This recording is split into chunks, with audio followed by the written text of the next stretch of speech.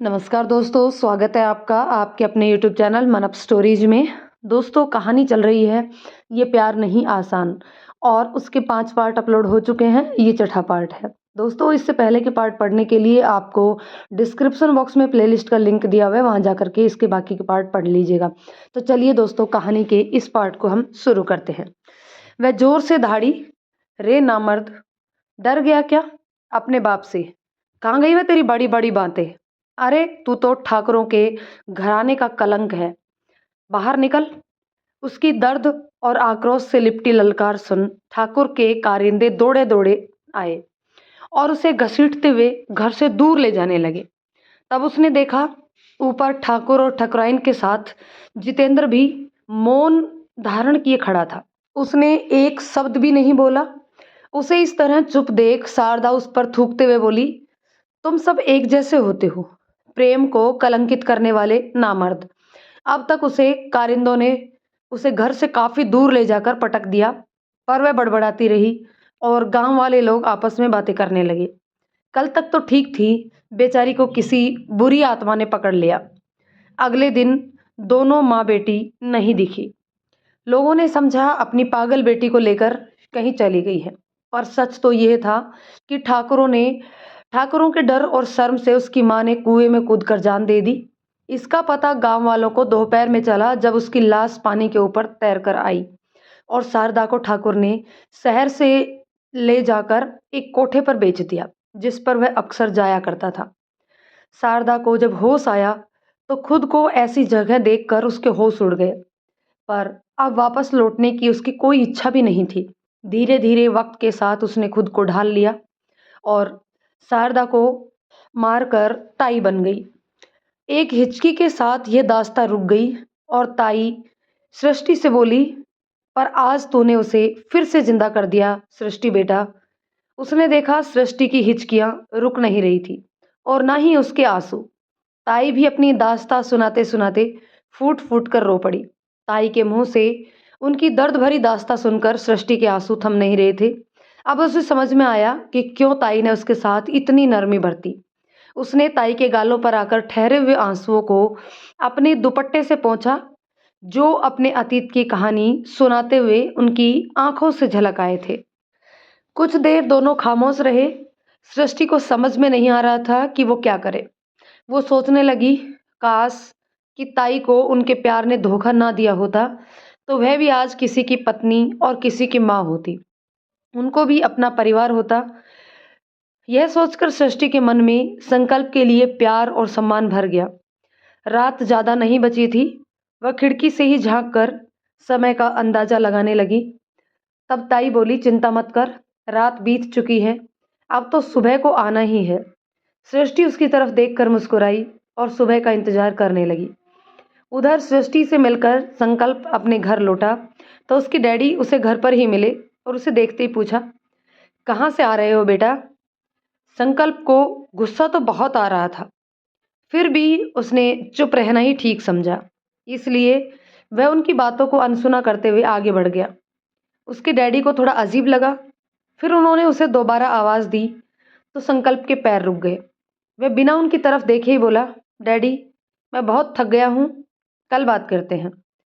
संकल्प के डैडी को अजीब जरूर लगा था, पर उन्हें इस बात का अंदाजा भी नहीं कि संकल्प के मन में क्या चल रहा है। वो अपने कमरे में आया और बिस्तर पर जा बैठा। उसे आगे की प्लानिंग भी करनी थी। सृष्टि को वहां से लाना था, पर वह इस उलझन में था कि वह सब कैसे करेगा और अपने डैड को कैसे संभालेगा। इन सब में उसे देवी का मासूम चेहरा याद आया। उसने अपनी आंखें बंद की। कमरे की खामोशी में भी उसे सृष्टि और परी यानी कि देवी की आवाज़ सुनाई दे रही थी, जो उससे कह रही थी कि जल्दी आना संकल्प। वह उठ बैठा। उसकी आंखें चमक उठी। उसे समझ में आ गया कि वो क्या और कैसे करना है, जिससे सृष्टि और परी को उनकी खुशियां मिल सके, साथ ही साथ बाकी लड़कियों को भी वहां से निकाला जा सके। दोस्तों, यहाँ पर संकल्प देवी को ही परी बोल रहा है। हालांकि यह कोई छोटी बात नहीं थी। उसे सिर्फ अपने डैड ही नहीं बल्कि पूरे समाज से लड़ना था, पर वह तैयार था। इधर संकल्प के डैडी उसकी सोच से अनजान जल्द से जल्द उसे शादी के बंधन में बांधने की तैयारी में थे। उन्होंने तो उसके लिए लड़की भी पसंद कर ली, बस उन्हें डर था कि कहीं सृष्टि कुछ गड़बड़ ना कर दे। पर जिस तरह से उन्होंने सृष्टि को धमकाया था, उसे इस बात की उम्मीद कम ही थी। उन्होंने किसी को फ़ोन किया और कुछ ज़रूरी बातें समझाकर सोने चले गए। यहाँ संकल्प ने लकी को फ़ोन किया और उसे सारी बात बताई। संकल्प सृष्टि को लेकर आएगा, यह बात सुन लकी बहुत खुश था। वो भी हॉस्पिटल से जल्दी घर आकर दोनों से मिलना चाहता था। संकल्प ने लकी से कहा, यार तेरी बहुत ज़रूरत है, तू जल्दी से जल्दी ठीक होकर आ जा। लकी ने कहा, तू कहे तो अभी आ जाऊं? इतना तो ठीक हूं मैं। संकल्प ने उसे मना करते हुए कहा, नहीं नहीं, तुम पूरी तरह से ठीक हो जाओ तभी आना, तब तक मैं यहाँ सब संभाल लूँगा। संकल्प ने लकी से कह तो दिया, पर यह भी बहुत अच्छी तरह से जानता था कि आसान तो कुछ भी नहीं है। यह सब सोचते सोचते उसकी आंखें लग गई, पर सुबह जल्दी उठ गया और फटाफट से तैयार होकर के जैसे ही नीचे पहुंचा, उसके डैडी सीढ़ियों के पास ही मिल गए। संकल्प ने अपनी घड़ी देखी, यह टाइम तो नहीं है डैडी के उठने का, फिर भी इतनी जल्दी कैसे उठ गए? उन्हें देखकर उनके पैरों में जैसे ब्रेक लग गए। वह थोड़ा सकपका गया क्योंकि वह नहीं चाहता था कि उसके डैडी को कुछ भी पता चले। इसलिए उन्हें देखते ही वह थोड़ा मुस्कुराते हुए बोला, डैडी इतनी सुबह-सुबह? वह भी मुस्कुराते हुए बोले, हाँ बेटा, बस ऐसे ही, तुमसे कुछ ज़रूरी बात करनी थी। पर तुम भी तो इतनी सुबह कहाँ जा रहे हो? अभी तो ऑफ़िस का टाइम भी नहीं है और मॉर्निंग वॉक वाले कपड़े भी तुमने नहीं पहने हुए। संकल्प बोला, हाँ डैड, मैं ज़रा लक्की से मिलने जा रहा हूँ, वहाँ से ऑफ़िस चला जाऊँगा। आप कुछ कहना चाहते थे शायद, ज़रूरी ना हो तो आकर बात करूँ? संकल्प के डैडी ने कहा, ज़रूरत है बेटा, मैंने तुम्हारे लिए लड़की देख ली है, बहुत अच्छी है। एक बार तुम खुद भी देख लेते तो। डैडी, मैंने लड़की देख ली है। संकल्प की बात सुनकर उनका मुंह आश्चर्य से खुला का खुला रह गया। संकल्प ने सफाई देते हुए कहा, डैडी देख लूंगा, आप परेशान ना हो, और वैसे भी मैं आपको आज एक सरप्राइज देने वाला हूँ। अच्छा, मैं चलता हूँ, शाम को मिलते हैं। संकल्प को ज्यादा देख संकल्प के डैड के माथे पर चिंता की लकीरें आ गई। घर से निकल वो सृष्टि के पास पहुंचा। वो उसका इंतजार कर रही थी। उसकी आंखें खुशी से चमक उठी। वह दौड़कर आई और संकल्प के गले लगते हुए बोली, थैंक यू संकल्प, तुमने मेरे विश्वास और इंतजार को सफल कर दिया। उसने आवाज लगाई, ताई, ताई देखो तो कौन आया है। संकल्प आए हैं, मैं कहती थी ना कि संकल्प जरूर आएंगे। अंदर से ताई निकली। उसे देखकर उनकी खुशी का भी ठिकाना नहीं था। संकल्प ने ताई को देखते हुए कहा, अपने वादे के मुताबिक मैं सृष्टि को लेने आया हूँ और पैसे अभी आते ही होंगे। ताई ने मजाक के लहजे में कहा, देख लो भाई, पैसे आने तक मैं सृष्टि के हाथ भी ना लगाने दूंगी। ताई की बातें सुनकर सृष्टि, जो अब तक संकल्प के पास खड़ी थी, शर्माते हुए उससे थोड़ा हटकर खड़ी हो गई। तभी एक फोन आया और संकल्प चंद मिनटों के लिए बाहर गया, और जब वापस आया तो उसके हाथों में एक बैग था। संकल्प ने उस बैग को ताई को देते हुए कहा, ताई, इसमें मेरे द्वारा कमाए गए 25 लाख रुपए हैं, इन्हें आप रख लो और सृष्टि और परी को मुझे ले जाने दो। ताई उसे देखती रही और उनकी आंखों में आंसू आ गए। वह बोली, तू ले जा इन दोनों को यहाँ से, और ये पैसे भी रख ले, तुम दोनों के काम आएंगे। अब मुझे ये पैसे नहीं चाहिए, आज मैंने अपना सपना पूरा होता देख लिया।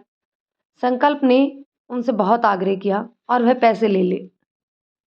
फिर कुछ सोचकर उन्होंने बैग तो ले लिया और भारी मन से सृष्टि और परी को विदा किया। संकल्प ने सृष्टि को यह भरोसा दिलाया कि वह बाकी बची हुई लड़कियों के लिए भी इंतजाम करेगा और उन्हें भी यहाँ से ले जाएगा। सृष्टि को लेकर संकल्प सीधे कोर्ट पहुंचा और शादी कर ली। उसके बाद थोड़ा समय बचा तो उसने सृष्टि और परी के लिए कुछ कपड़े और खिलौने भी खरीदे। तीनों बहुत खुश थे। परी तो नए कपड़े और खिलौने पाकर बहुत खुश नजर आ रही थी। संकल्प ने कहा, सृष्टि अब घर चलो, शाम होने वाली है। सृष्टि बोली, हाँ, अब हमें चलना ही चाहिए। संकल्प ने कहा, पर ज़्यादा खुश मत हो, क्योंकि डैडी तुम्हें देखकर बिल्कुल भी खुश नहीं होंगे। एक बहू की तरह तुम्हारा स्वागत भी शायद ना हो, पर मैं चाहता हूँ कि सबसे पहले तुम उसी घर में कदम रखो, क्योंकि अब तुम उस घर की बहू बन चुकी हो। इसलिए सृष्टि अपने दिल को इन सब बातों के लिए तैयार कर लो। सृष्टि ने उसकी तरफ देखा, फिर उसका हाथ थामकर बोली, जब तक तुम और तुम्हारा प्यार मेरे साथ है, मैं हर नाराज़गी, हर मुश्किल झेलने को तैयार हूँ। किसी भी डर से अब मैं तुम्हारा साथ नहीं छोड़ूँगी। संकल्प को सृष्टि की बातों से बहुत खुशी हुई। तीनों घर आ गए। संयोगवश उस वक़्त संकल्प के डैडी घर पर नहीं थे, बस काका थे। तब संकल्प ने काका को बताया कि उसने सृष्टि से शादी कर ली। काका बहुत खुश हुए और उन्होंने सृष्टि का गृह प्रवेश चावल से भरे कलश को पैर से गिरवा कर करवाया। सृष्टि की आंखें छलक आई। उसने भी उनके पैर छूकर उनसे अपने सुखी जीवन के लिए आशीर्वाद लिया। पर उसी वक्त संकल्प के डैडी वहां आ गए। सृष्टि और परी को देखते ही उनकी आंखों की तोरियां चढ़ गई। सृष्टि की ओर देखकर चीखे, तुम्हें मना किया था, फिर भी शायद तुम अंजाम भूल गई। संकल्प ने उनको बीच में ही रोकते हुए कहा, डैडी, हमने शादी कर ली और अब यह मेरी पत्नी है। सृष्टि अब यहीं रहेगी और मुझे आपके बारे में भी सब पता चल गया है। संकल्प के डैडी बोले, बेटा, तुझे नहीं पता, यह सब इन जैसी लड़कियों की चाल होती है।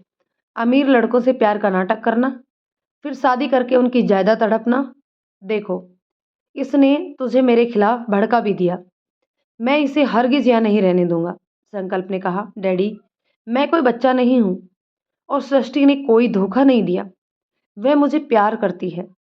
और रही बात सृष्टि के इस घर से जाने की, तो अगर सृष्टि यहाँ नहीं रहेगी तो मैं भी नहीं रहूंगा।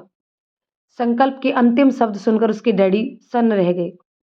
उसके बाद वह एकदम शांत हो गए और वापस बाहर चले गए। सृष्टि, जो इतनी देर से दूर खड़ी सब कुछ सुन रही थी, संकल्प से कुछ कहने के लिए आगे आई तो संकल्प ने उससे कहा, प्लीज, अब तुम इस घर से जाने की बात मत करना। डैड का गुस्सा जल्दी ही शांत हो जाएगा, मुझे यकीन है। सृष्टि ने फिर कुछ कहना ठीक ना समझा, पर वो जानती थी कि इस घर में रहना कितना मुश्किल होगा। संकल्प के लिए वह सब सहने को तैयार थी।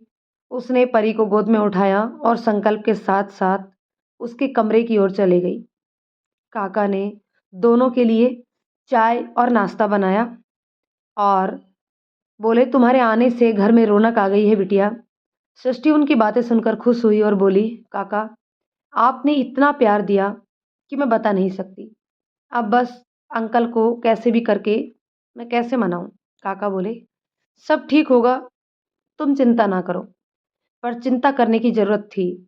संकल्प के डैडी को संकल्प के इस कदम से गहरा आघात धक्का लगा था। दोनों ने शादी कर ली थी, वो अब कुछ कर भी नहीं सकते थे। पर सृष्टि के लिए उनके मन में नफरत और बढ़ गई। उन्हें लगा कि सृष्टि ने न सिर्फ उनका बेटा उनसे छीना, बल्कि समाज में भी उनके मान सम्मान को ठेस पहुंचाई। वे सृष्टि से बदला लेने और उसे संकल्प की जिंदगी से निकालने की सोचने लगे। सृष्टि के घर आने से संकल्प के डैडी नाराज होकर चले गए। संकल्प और उनके बीच तीखी बहस हुई और संकल्प ने घर छोड़ने की बात कह दी, जिससे अपसेट होकर संकल्प के डैडी बाहर चले गए। उनके जाने के बाद संकल्प और काका ने सृष्टि को आश्वस्त किया कि वह जल्दी ही वापस आ जाएंगे, चिंता की कोई बात नहीं है। लेकिन काफी समय बीतने के बाद भी वो नहीं आई। टेबल पर डिनर लगा था। आज काका ने कई अच्छी अच्छी डिशेस बनाई थी, पर कोई खाने को तैयार नहीं था। सृष्टि बार बार परेशान होती, संकल्प, मेरी मेरी वजह से डैड घर से चले गए, कुछ करो संकल्प। संकल्प सृष्टि को समझाता और कहता, सृष्टि प्लीज, इतना ज्यादा टेंशन ना लो। वह गुस्से में जरूर गए हैं, पर मैं जानता हूँ कुछ बुरा नहीं करेंगे और जल्द ही वापस आ जाएंगे। लेकिन जब 11 बजे तक भी वो नहीं आए तो संकल्प को भी चिंता हुई। उनका फोन तो वे उठा नहीं रहे थे, इसलिए उसने काका को लैंडलाइन से बात करने को कहा। काका ने फोन किया तो उन्होंने उठाया और कहा कि मेरी फिक्र मत करो, जब मेरा गुस्सा शांत होगा मैं आ जाऊंगा। काका ने संकल्प और सृष्टि को उनकी बात बताई। तब जाकर दोनों ने राहत की सांस ली। काका ने कहा, बिटिया अब तो खाना खा लो, चिंता की कोई बात नहीं है। संकल्प ने भी कहा। तो फिर सृष्टि बोली, ठीक है, पर आप भी हमारे साथ ही खा लीजिए, बहुत देर हो गई है, मैं सबको खाना परोस दूंगी।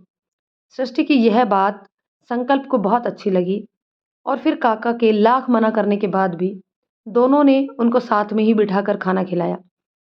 परी को तो काका ने पहले ही खिला पिलाकर सुला दिया था। डिनर करके काका अपने कमरे में सोने गए और सृष्टि संकल्प अपने कमरे में। सृष्टि बोली, संकल्प मुझे बहुत बुरा लग रहा है। तब संकल्प ने कहा, अब तुमने इस बारे में और कुछ भी कहा ना तो मुझे बुरा लगेगा। मुझ पर यकीन रखो सृष्टि, सब ठीक हो जाएगा, मैं डैड को जानता हूँ। संकल्प की बातें सुनकर सृष्टि ने अपने कान पकड़ते हुए कहा, सॉरी, अब नहीं बोलूंगी। और अब तुम भी मुस्कुरा दो, देखो ना कैसे मुंह बनाकर रखा है, कद्दू के जैसा। लव मैरिज है हमारी और हालात तो देखो, जैसे जबरदस्ती तुम्हें मेरे गले बांध दिया गया हो। सृष्टि की बातें सुनकर संकल्प मुस्कुराए बिना नहीं रह सका। वह उसे देखने लगा तो सृष्टि ने टोका, क्या? ऐसे क्या? संकल्प ने कहा, देख रहा हूं तुम्हारी खामोशी के पीछे एक बड़ा ही प्यारा और चुलबुला दिल है, कहाँ छुपा रखा था इसे? संकल्प की बातें सुनकर सृष्टि बोली, वक्त ने खामोश कर दिया था, पर अब तुम हो तो वक्त को भी आंखें दिखा सकती हूँ। संकल्प हंसा और बोला, हाँ दिखाओ, पर ऐसा ना हो टिपिकल वाइफ की तरह कल को तुम भी हाथ में बेलन लिए मुझ नाचीज पर अत्याचार करो और मुझे भी आंखें दिखाओ। सृष्टि बोली, संकल्प ताने मत मारो, मैं ऐसे क्यों करूंगी? कोई अपने देवता के साथ ऐसा करेगा? देवता की तो पूजा की जाती है, उसे हर हाल में खुश रखा जाता है। तुम तो मेरे लिए देवता ही हो, जिसने ना सिर्फ मुझे प्यार किया बल्कि उस नर्क जैसी जिंदगी से छुटकारा दिलाकर इतना खूबसूरत परिवार दिया। मैं तो सारी जिंदगी तुम्हारी पूजा करूं तो भी कम है। संकल्प ने उसकी गोद में सिर रखते हुए कहा, मुझे इंसान ही रहने दो, मुझे तुम्हारा प्यार चाहिए और देवता को लोग प्यार नहीं करते, या तो उससे डरते हैं या पूजा करते हैं, समझी? और अब से यह अपनी बड़ी बड़ी और भारी भरकम बातों का बोझ मुझ पर मत रखना। मुझे तो बस मेरी सृष्टि के संग रहना है और उसकी आंखों में खो जाना है। सृष्टि ने जब उसके माथे को चूमने को सिर झुकाया तो उसके रेशमी बालों के का पर्दा गिर गया, कहीं उसके प्यार को कोई ना देख ले। रात की खामोशियां उसकी धड़कनों के संगीत और उनके प्यार और मिलन की गवाह बनी। कुछ पल को वे दुनिया की तमाम उलझनों से दूर एक दूसरे में खो गए। प्यार की रस्में, तमाम कस्में वादों के साथ निभाई गई। दोनों के दर्द अब खुशियों में बदल गए थे, दोनों एक हो गए थे।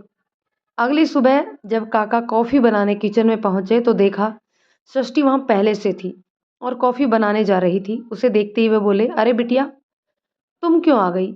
ये मेरा काम है, मुझे करने दो। सृष्टि बोली, काका अब से ये मेरा काम है और आपको भी आराम करना चाहिए, मैं सब संभाल लूंगी। काका बहुत खुश हुए और बोले, बेटा तुम तो लक्ष्मी बनकर आई हो इस घर में, पर मैं तो वर्षों से इस घर और संकल्प को संभालता आया हूँ, वही करने दो मुझे।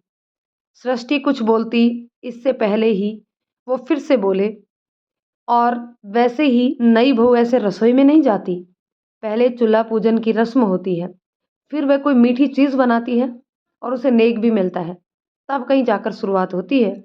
इसलिए तुम जाओ यहाँ से। सृष्टि की एक न चली और काका ने उसे वापस भेज दिया। सृष्टि को वापस आना पड़ा, पर जब वह कमरे में आई तो देखा संकल्प के साथ परी खेल रही है, क्योंकि वह उठ चुकी थी।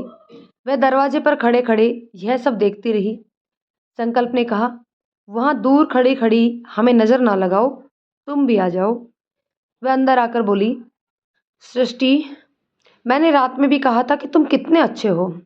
संकल्प, बस बस, ऐसी बातें अब मत करो प्लीज। सृष्टि आंखें मीचती हुए बोली, सॉरी सॉरी, मैं भूल गई थी, पर अब मैं यहाँ क्या करूं?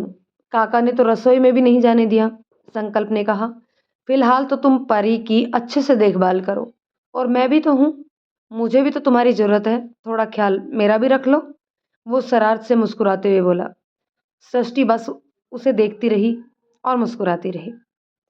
संकल्प ने कहा, इतना भी खुश मत हो, डैडी आ जाएंगे तो वही बताएंगे तुम्हें काम। सृष्टि ने जैसे याद करते हुए कहा, हाँ संकल्प, डैडी अभी तक नहीं आए। संकल्प ने कहा, तुम टेंशन ना करो, आ जाएंगे, मैं देखता हूँ। तभी दरवाजे की डोरबेल बजी। संकल्प ने उठकर देखा तो काका ने गेट खोला था और उसके डैडी वापस आ गए थे। मन ही मन तो वह भी घबरा रहा था कि पता नहीं डैडी का मूड कैसा है, कब वह सृष्टि को अपनाएंगे और कब उसका सपना पूरा होगा। सृष्टि भी सोचने लगी कि उसके आने से बाप बेटे के बीच दूरियां आ गई, कैसे वह उन्हें मनाए। पर इन दोनों की सोच से परे संकल्प के डैडी ने जोर से काका से कहा, काका बच्चे कहाँ हैं, अभी जगे नहीं है क्या? काका बोले, जग गए हैं। तब वह बोले, तो उन्हें बुलाओ और बहू से कहना आज उसकी पहली रसोई में मुझे कोई अच्छी सी स्वीट डिश बनाकर खिलाए। उनकी बातें सुनते ही दोनों एक दूसरे का मुंह देखने लगे। दोनों को यकीन नहीं हो रहा था। संकल्प सृष्टि के पास पहुंचा। देखा, मैंने कहा था डैडी मान जाएंगे। सृष्टि बोली, हाँ संकल्प, पर कैसे, एक रात में ही? संकल्प बोला, अब तुम यह सब फालतू की बातें मत सोचो, मैं डैड के पास जा रहा हूँ, परी को काका के पास दे दो और अपने काम में लग जाओ। दोस्तों, कहानी के इस पार्ट को भी हम यहीं ख़त्म करते हैं। मिलते हैं एक और पार्ट में। तब तक के लिए कहानी आपको कैसी लग रही है कमेंट करके ज़रूर बताइएगा। यदि कहानी पसंद आ रही है तो प्लीज़ इसे लाइक शेयर करें, और यदि चैनल पर नए हैं तो चैनल को सब्सक्राइब ज़रूर कर लें। धन्यवाद दोस्तों।